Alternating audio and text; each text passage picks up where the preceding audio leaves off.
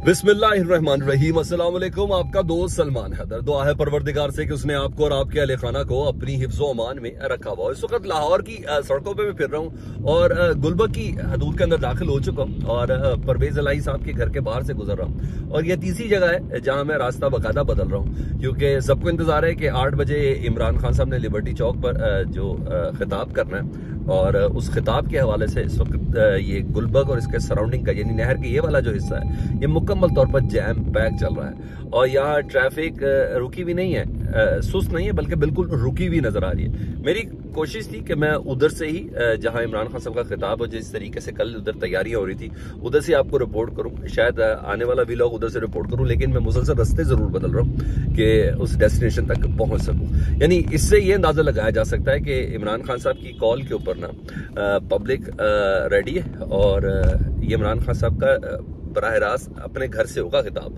Direct liberty चौक के अंदर मौजूद नहीं होंगे, तो इससे ये गेस किया जा सकता है। दूसरी तरफ सूरत हाल बड़ी इंटरेस्टिंग जबरदस्त सिचुएशन एक कुछ देर के लिए बनती है, फिर बिगड़ती है, फिर बनती है, फिर बिगड़ती है। जो प्रेजेंट सूरत हाल है इस ट्रैफिक के अंदर जो मैं आपको बताना चाह रहा हूँ उसमें यह है कि परवेज इलाही साहब अपने दोनों बेटों के हमरा मुलाकात कराएं इमरान खान साहब से। और ब्रेकिंग न्यूज आपके लिए है कि समरी उन्होंने थमा दी है, इमरान खान साहब को दस्तखत करके समरी दे दी है और इमरान खान साहब को ने जो 3, 4, 5 दिन जितने भी दिन देने हैं ना, उस दौरान पूरा इख्तियार मांगा है परवेज इलाही साहब ने 100% कि खान साहब जिस दौरान आपने ऐलान की डेट जो दी है उस दौरान के अंदर मुज़ाकरात की जो गुंजाइश है ना वो मुझे रख देते।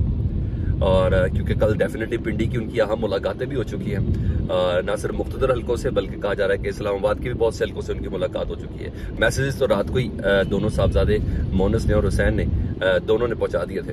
तो खान साहब से उन्होंने रिक्वेस्ट करके शायद 3-4 दिनों के अंदर उन्होंने कहा कि हमें नेगोशिएशन करने दें। जो मेरे पास इतलात ये है कि रात को जिन हल्कों से परवेज इलाही साहब मुलाकात करके आए थे ना, उन हल्कों ने ही कहा है कि खान साहब से कहें जरा असम्बलियां तोड़ने में थोड़ी सी देर कर ले, हम आगे बात कर रहे हैं। वो आगे क्या बात हुई वो भी मैं आपको बताता हूँ, मियां बरादरान से जरदारी साहब से वो आगे क्या बात हो रही वो भी मैं आपको बताता हूँ। लेकिन यहां तक आ गया कि थोड़ा सा जरा वेट कर ले और यही मौका, इसीलिए उन्होंने कहा मेरी तरफ से कोई रिलेक्टेशन नहीं है, मैं किसी की डिक्टेशन पे नहीं चल रहा। परवेज इलाही साहब ने कहा मैं आपके साथ हूँ, ये असम्बली की तहलील की सिग्नेचर समरी जो है ये आपके पास मैंने भेज दी है, आप अपनी डेट के ऊपर इसको अनाउंस कर दें, लेकिन उस वक्त तक मुझे सारी बात कर दें। उसके असरात भी मुरतब है। ये तो खान साहब ने क्या दिया कि मेरे दाएं बाएं बैठेंगे, यानी एक तरफ बैठेंगे गवर्नर के वज़ीर आला केपी के, दूसरी तरफ बैठेंगे वज़ीर आला पंजाब। अनाउंसमेंट के दिन ये दोनों नजर आएंगे। तो अभी वो दोबारा आए, जिस तरह पब्लिक अभी रश मुझे नजर आया परवेज इलाही साहब के घर के बाहर, तो थोड़ी देर में वो इमरान खान साहब के खिताब के दौरान दोबारा जमान पार्क पे मौजूद होंगे इमरान खान साहब के साथ। अच्छा, फर्दर चीजें जिस वजह से चेंज हुई है वो मैं आपको बता दूं।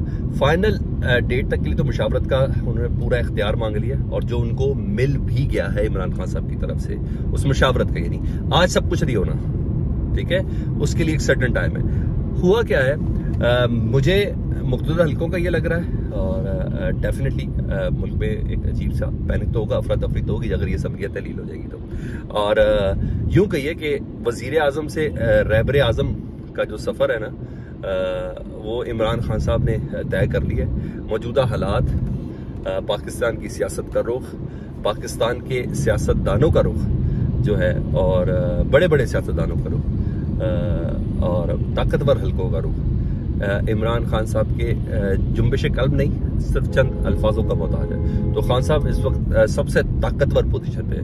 खान साहब को कोई किसी किस्म का कोई डर खौफ नहीं है। खान साहब आज एक हुज्जत तमाम करने जा रहे हैं कि देखें अब मैं आपको बता रहा हूँ कि इतने दिनों के अंदर मैं तहलील कर दूंगा, फिर मुझे ना कहना है ये चीज आज के बाद ऑटोमेटिकली नाफिजुल अमल हो जाएगी, ताकि ये ना कोई कहे, ये जो नजम सेठी या दूसरे हल्कों की तरफ से जो बार बार बयान आ रहा है ना कि 30 दिन के अंदर अंदर इमरान खान साहब गिरफ्तार कर लिए जाएंगे, 30 दिन के अंदर अंदर इमरान खान साहब नाअहल कर दिए जाएंगे, फौज कभी बर्दाश्त नहीं करेगी और मुल्क की ऐसी हालत को इमरान खान को कभी छोड़ेगी नहीं, माफ नहीं करेंगी। ये बाकायदा तौर पर धमकियां रजिस्टर्ड करके दी जा रही है और इस धमकियों का हासिल वसूल भी मिलता हुआ नजर आ रहा है। तो ये चीज है। और दूसरा पैनिक हुकूमत के अंदर बहुत ज्यादा है। पैनिक का हालत ये है कि राना मशहूद साहब ने अपने घर में सारे MPs बुलवा लिए, 105 अफराद के दस्तखत करके कह दिया, मीडिया को रिपोर्ट कर दी कि जी अब हम तहरीक-ए-एतमाद जमा कराने जा रहे हैं। और फिर थोड़ी देर बाद कहा गया 105 अफराद के दस्तखत हो चुके, 186 इनको बेसिकली रिक्वायर्ड है। तो जब इन्होंने ये कह दिया तो थोड़ी देर बाद उन्होंने कहा नहीं,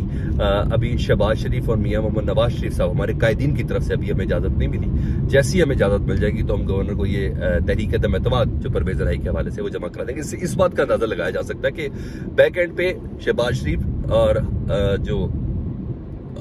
नवाज शरीफ साहब ये कहीं मुज़ाकरात भी कर रहे हैं, ये कहीं बातचीत भी चला रहे हैं, मुमकिनात के ऊपर बात हो रही है कि इसलिए अभी तहरीक-ए-एतमाद जो है परवेज इलाही के पास उनको जाने के लिए, उसकी तरफ जाने के लिए वो अडॉप्शन नहीं करना पड़ी। तो इसका मतलब है कि कहीं इनको भी समझ आ रही है कि खान कर गुजरेगा और खान ने जो फैसला कर लिया, लेकिन ये जो डेडलाइंस है ना इसके ऊपर, तभी परवेज इलाही साहब कह रहे हैं कि मुझे ये जो आप डेडलाइन दे रहे हैं ना, इस दौरान मुझे मुज़ाकरात का दर दे दें, क्योंकि बहुत सी चीजें ऐसी है कि मुझे आपकी बात तो समझ आ गई, आप किस पराई को लेकर चले, मैं आपको 1.5 से 2 महीने की या 3 महीने की मैं आपको डेट ले दूंगा इलेक्शन की, ये मैं आपको बताऊं। तो इस वसूख के साथ कह रहे हैं। तो अगर वो इस वसूख के साथ कह रहे हैं तो इसका मतलब है कल की जो इस्लामाबाद और पिंडी की मुलाकात है ना, तो वो उसने कोई फल फ्रूट देना शुरू कर दिया।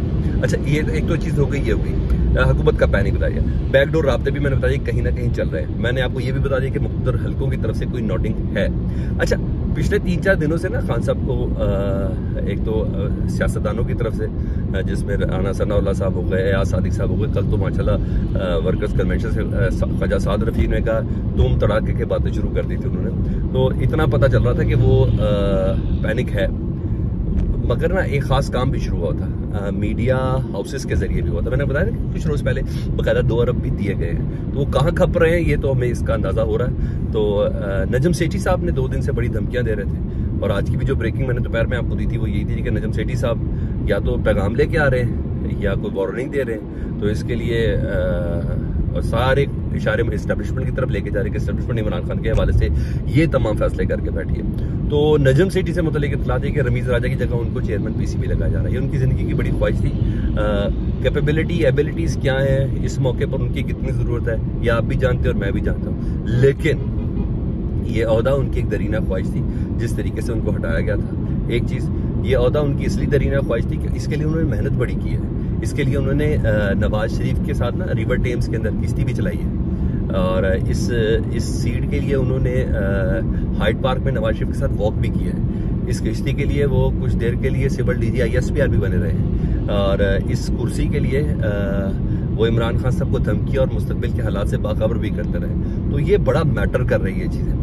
तो अभी देखें किस किस को और मुस्तफीद किया जाता है, लेकिन नजम सेठी साहब के हवाले से ये इतलात आ चुकी है। तो अपडेट्स ये हैं कि समरी लिख के जो परवेज इलाही साहब है वो दे चुके, और इमरान खान साहब को, लेकिन बीच में एक सर्टेन उन्होंने टाइम मांगा कि अब मुझे बतफैल या बवसीला मुख्तदर हल्के मुझे सियासतदानों से बात करने दें, क्योंकि मेरे पास इतलात ये है कि चौधरी शुजात साहब बहुत ज्यादा एक्टिव हुए हैं, और उनको एक्टिव भी जरदारी साहब ने किया हुआ, और कल की मुलाकात भी जरदारी साहब से हो चुकी है। तो इस पैराई के ऊपर ये चल रहा है। ऐसी कुछ मजीद खबरें आती हैं मैं आप डेफिनेटली आपके साथ शेयर करूंगा, लेकिन मैं फिर बता रहा हूँ, वजीर आजम से पाकिस्तान का इस वक्त रहबर आजम बनने का सफर ना सिर्फ इमरान खान के पास है और किसी के पास नहीं। अगर किसी के वहम गुमान में ये है कि कोई पसली से फैसला कर लेगा या आउट ऑफ द ब्लू फैसला कर लेगा, उसकी सियासी मौत तो हो सकती है, सुर्ख वो नहीं हो सकता। कल को जाना उसने पब्लिक के सामने ही है।